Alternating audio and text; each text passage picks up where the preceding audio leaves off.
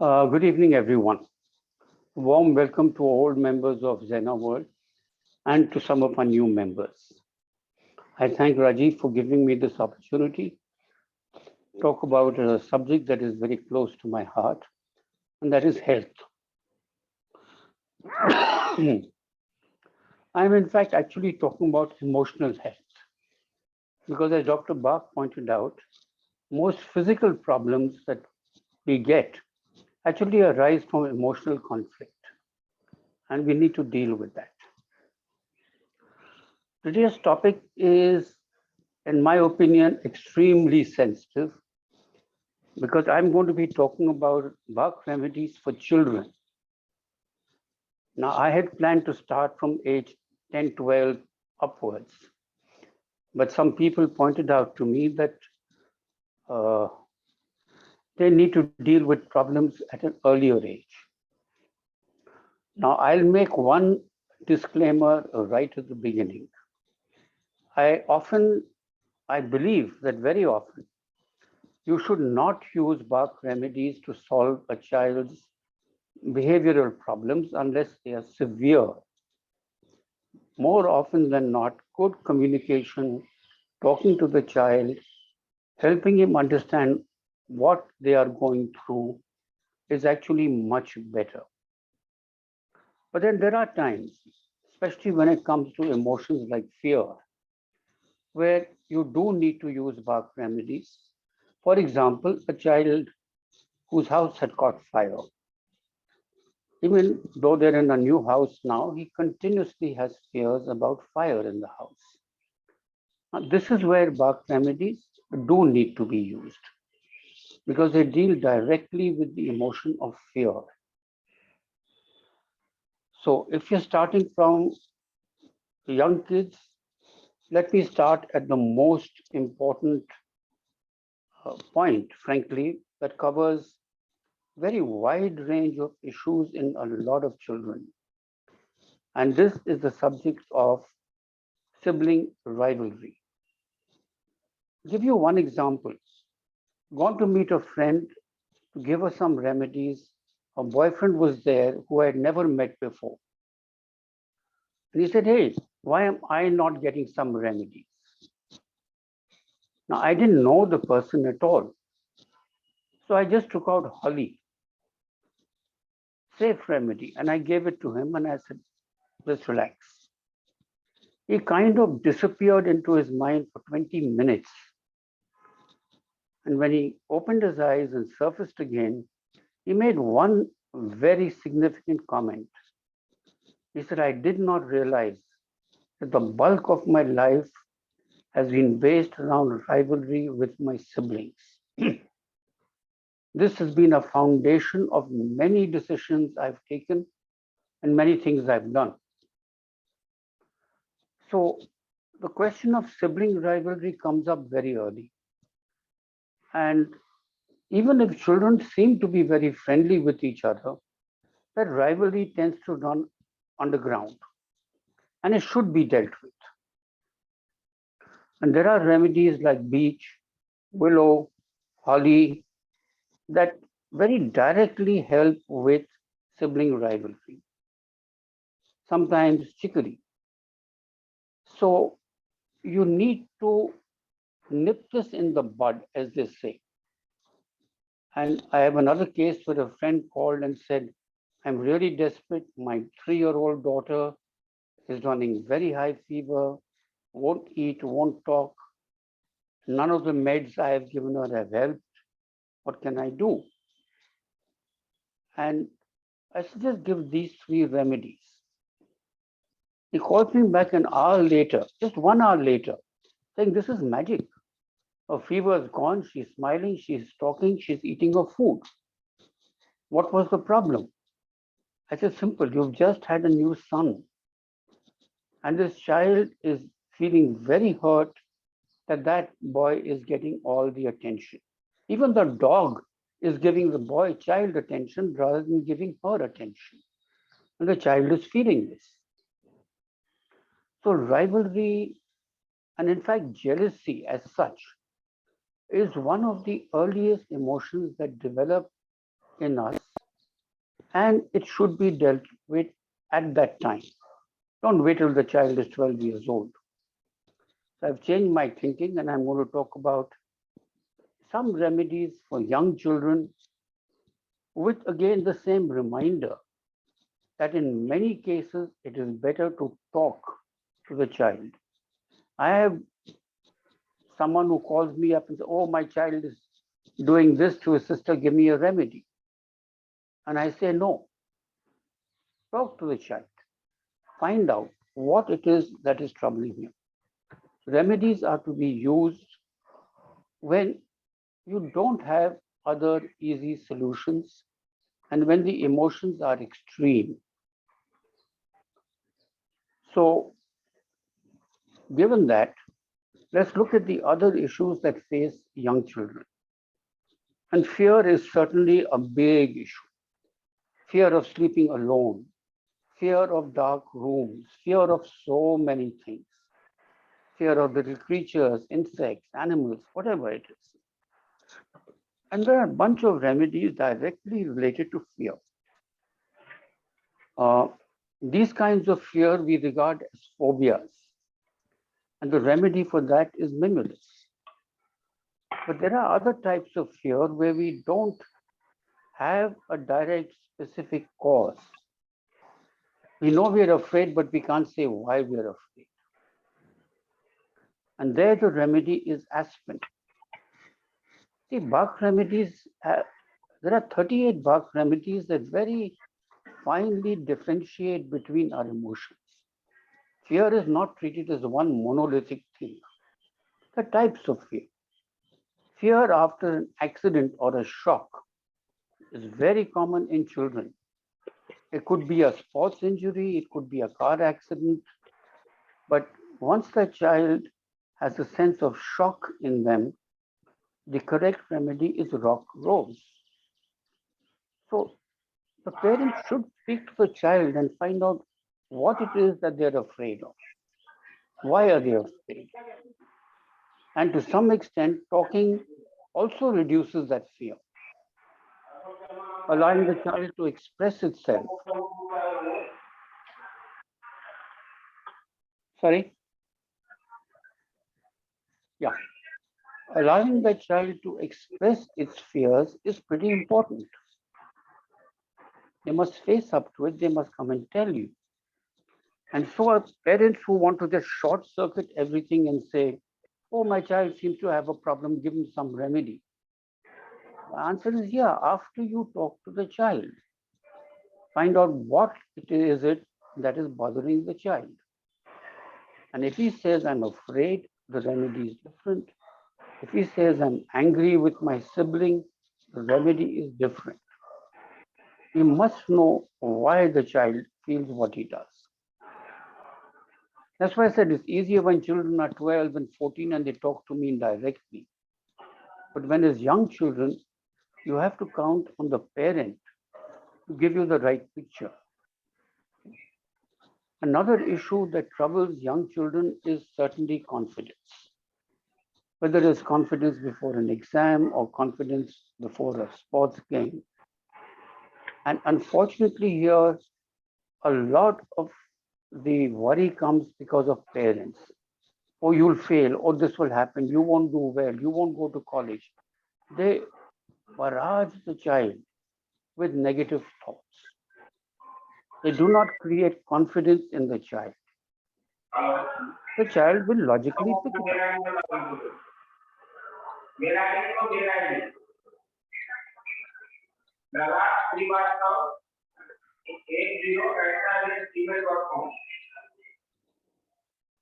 Sir, that mic needs to be on mute.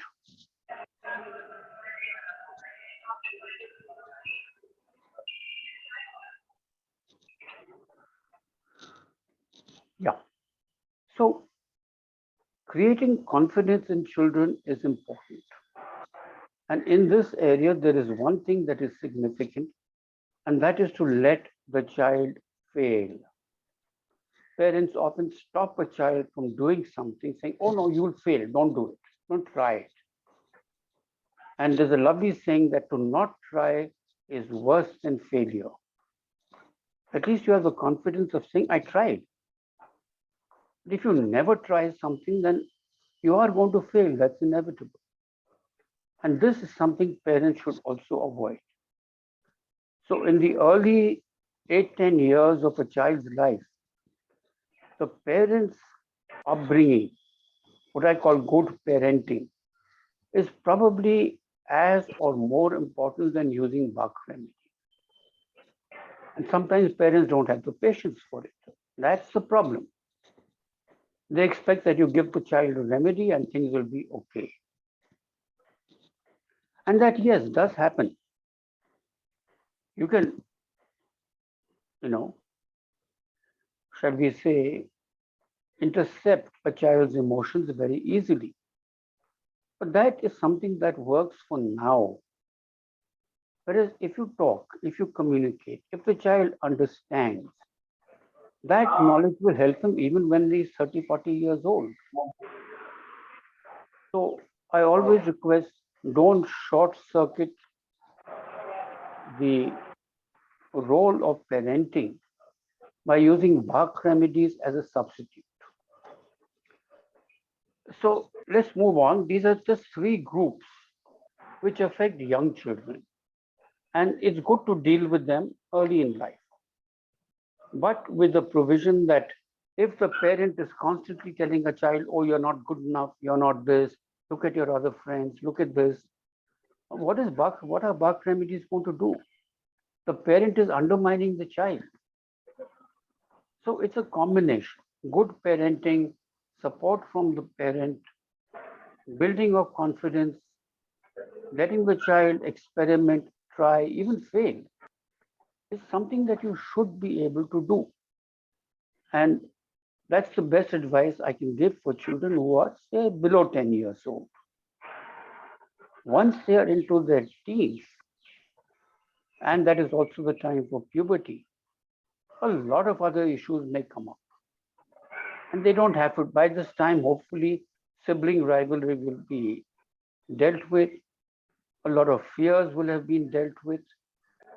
But the issues that come up during puberty can be very different. And aggression is actually one of them. The body is flooded with hormones, and this leads to aggressive behavior at times. So, once again, it's not a bad thing, it's normal. I had to tell a parent this just yesterday. That if your child at 14 is a bit aggressive, you must treat that as normal behavior. Do not treat it as abnormal behavior. We use Bach remedies when the behavior comes across as being abnormal, out of range, too much, too extreme. So, the big issue with children when they come into puberty is by and large aggression. The first thing comes up, and they're aggressive with their parents also. They refuse to listen. They tell their parents to go to hell. They don't take instructions the way they used to. And parents tend to feel that this is something wrong, which is not. It's normal behavior for a child during and after puberty to start asserting themselves. Do not treat every assertive action as aggression. The child is learning to be themselves and assert themselves. And the parent must encourage it or discourage it. It's not an illness, it is not a problem. It is part of growing up. But by the time they're a little older, 14, 16, the bigger problem that appears is relationships. How are they dealing with their peers, their friends, maybe a boyfriend or girlfriend? Because at this point, image and ego come into play. The child is confident of their self-image, these will not be too much of an issue. If some girl says no to him, it won't destroy his life. So there is a shift in the nature of problems around 14, 16, so and so. at least in India, around that age of 16, 18, they come across very serious examination challenges. Those last few years are critical to their career. Children panic. Even before the child panics, the parent panics. And that's not a good thing. So it's often said that when you want to give remedies to the child, please give remedies also to the parent. They must keep cool. They must not get to the point of, oh, I'm ill because your exams, I'm so tense, I'm so worried. Correct? And it makes the child feel bad. Okay? At that time, there are remedies for confidence building like larch, hornbeam, elm, and a few others. And you can give the child just one dose a day. Don't overdo it. You don't want to mimulus, another remedy, fear. You don't want to make the child so free of fear that she doesn't worry about the exam. That's not a good thing either. And I've seen it happen. And not to children, but to young adults, 25, 26, who overdid Mimulus because they liked it so much. Out of 7 people, 4 got the right effect, went back to studying and did well. 3 took too much of the Mimulus, got to a stage where they didn't give a damn. Instead of worrying a little bit or worrying too much, they decided not to worry at all. And as a result, they didn't study and they didn't do well. So never overdo a Bach remedy. On the flip side of every positive effect, there could be an effect that is not desired. And fear is one of these things. So is confidence. Overconfidence is not a good thing. There's no harm in the child having to fight to build their confidence or to have retained some fear of their exams so that they feel the need to study. If you totally remove the fear, the child may lose motivation to study. It all depends. Children are different. You can't treat all children the same. And which is why I come back to my first point, parenting. Parents should talk to children, should understand why the child is feeling the way they're feeling, and then you can select the correct remedy. Now, I touched on the word relationships, and this is critical. Around the age of 15 to 17, 18, children start establishing relationships, often with the opposite sex. And this is a sensitive phase. Here, they need to be confident. There needs to be a reduced level of fear. They should not be so self or so egotistical. The smallest thing leads to a confrontation. I know this with one person, he's an adult. The slightest thing, if someone says to him that he thinks is negative, it gets him into an absolute emotional mess. That's also not a good thing. Being overconfident or too underconfident, these are all aspects that develop around the ages of 14 to 18. And very often children are not focused. I mean, I know in my own case that at 15, 16, I had a girlfriend kind of thing in college, in school. And it did take up my attention. My mind was very often on this person and not focused on my studies. So distractions are one thing. In today's time, your social media and your video games are a huge distraction. The child gets a lot of reward from playing and winning at these games. And as a result, they don't pay attention to winning at their studies. And there should actually be a balance between the two. So the child needs to reduce these external influences, which is the remedy walnut, stop daydreaming, which is honeysuckle and clematis, and stay focused. That's the remedy white chestnut. Keep your mind still, stay focused. If you're studying, concentrate on the studies. Because many people complain that my child has studied, read everything, but doesn't remember anything. And it's critical to understand that the human mind is a bit like our computers, a lot actually. It has what you call RAM, random access memory, like a blackboard. All your current thoughts and work flash across that blackboard. And it's a limited size. So when new thoughts come in, the old thoughts disappear. There's no retention. For there to be retention, there has to be a value.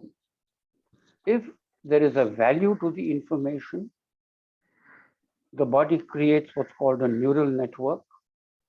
And every time they come across this particular subject, it kind of adds a plus one, plus one, plus one to that neural network. And this memory is retained for a longer period of time because it's deemed to be important. Yes, if there are certain things, and they always say uh, events, memories related to survival are very critical. And they go to the third level, which is your permanent memory. That's where you remember things for years because they're deemed to be very important and they're giving a very high rating in the neural network. So, children and parents need to understand that the structure of a child's memory or any human's memory is very short term at one level, medium term at the next, which is good for studies, and long term, which really doesn't have to do much with studies. It's the short term and the medium term memory that really needs to be polished. Now, I'm sure yoga helps, I'm sure various other things also help. But there is the remedy white chestnut in Bach, which helps to make the mind still, to stop this constant turmoil inside the mind.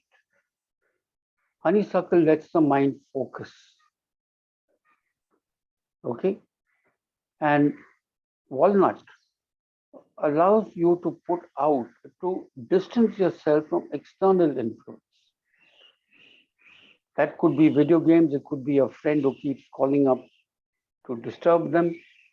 And the person must learn to say no. Next 1.5, 2 hours, I'm putting my phone off so that I can focus on study without distraction. The world will not die if I don't respond to some text message within 3 minutes. Friends have to understand this. Hey, if I'm studying, I won't respond. I tell all my clients that there are times when I'm in a conversation with someone, etc. My lawyer was telling me, he said, Ashok, at 9 o'clock, I make my phone silent and I do not pay attention to it. I said, I can't do that because I have clients who are under stress. And if they call me at 10, 11 o'clock, then I feel obligated to give them a response, to say, I'm here. Sometimes I can suggest a remedy that helps them at that moment. Now, there's no point helping them the next day. They have a problem at this time, and I should be able to help them at that moment. Okay, Rajiv, my half an hour is coming to an end. Should I wrap up? Hello?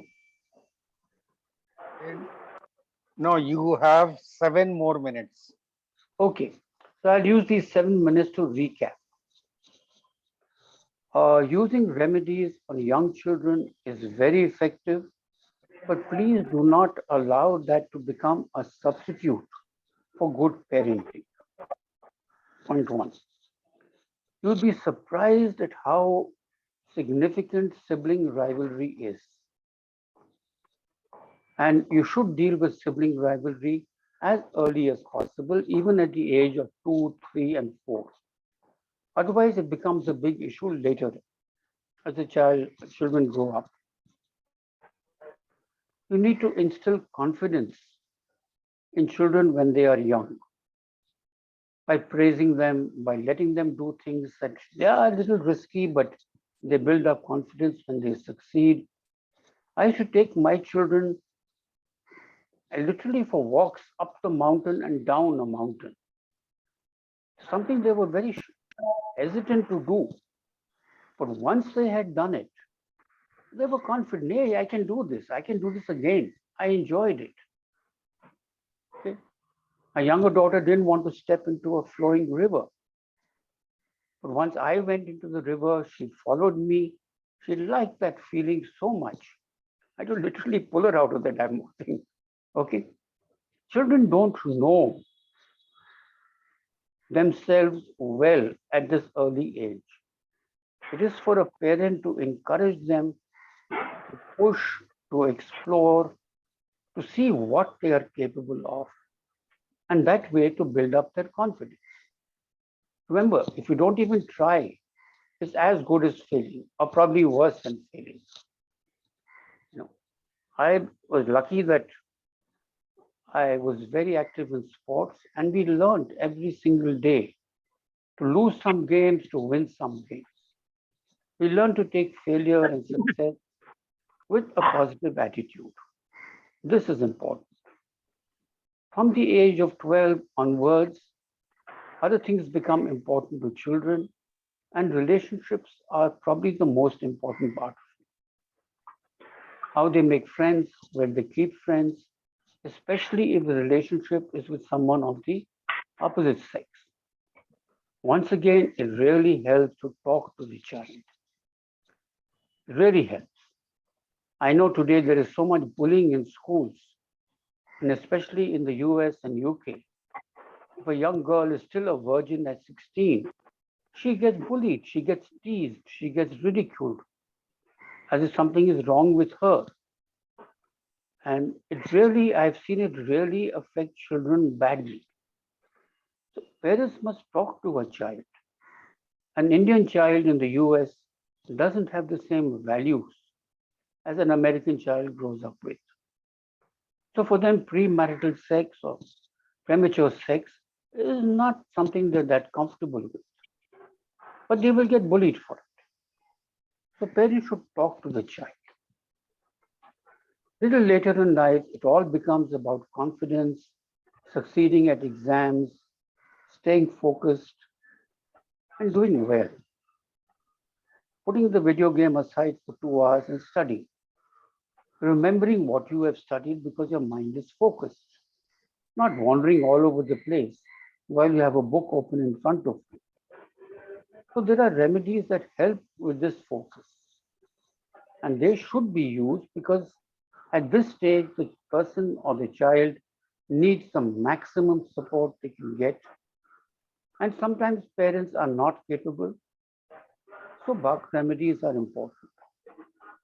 But very often, an overly critical parent, father especially, or mother, does a lot of harm to the child, and that has to be stopped. You can't expect remedies to change. Yes, very often I have to give remedies to the parent and tell the parent stop having such unrealistic expectations. I remember a case when I was a young kid. I decided one year, might as well study, let's see what it feels like to come first. So I studied a bit harder and I came first. When I came outside the school, found my close friend sitting on the doorstep, on the steps, crying his heart out. So I asked him why. He said, I don't dare go home. My father will beat the hell out of me. I said, listen, you came second. What is wrong with that? He says, no, if I don't come first, my father is going to beat the shit out of me. I'm sorry to say, a lot of parents are like that. So the later ages, Use Bach remedies, but again focus on good parenting. Just ordering a child to do X and Y is not being a parent.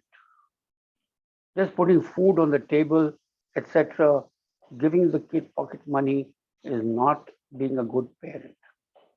So while I strongly encourage Bach remedies to be used for children, so that if you fix these problems early in life, they don't become problems later. But do not do not try to substitute the parenting. An elephant, for example, parents a calf for many years.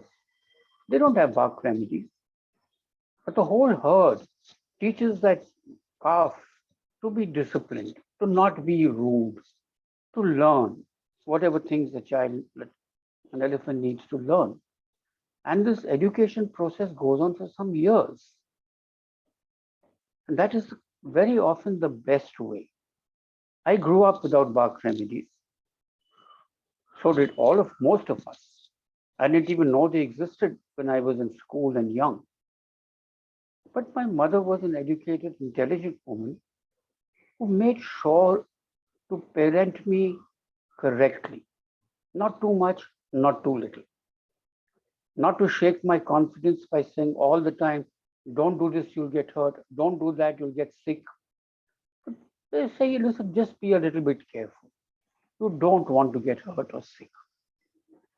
So keep things within boundaries. So to sum it up, Bach remedies are beautifully suited to children. Is very good if you deal with certain emotional issues early in life and they don't become a problem later. But don't overdo it, please. Don't find a Bach solution to every problem the child has. That is not something I can advise. Okay, thanks a lot.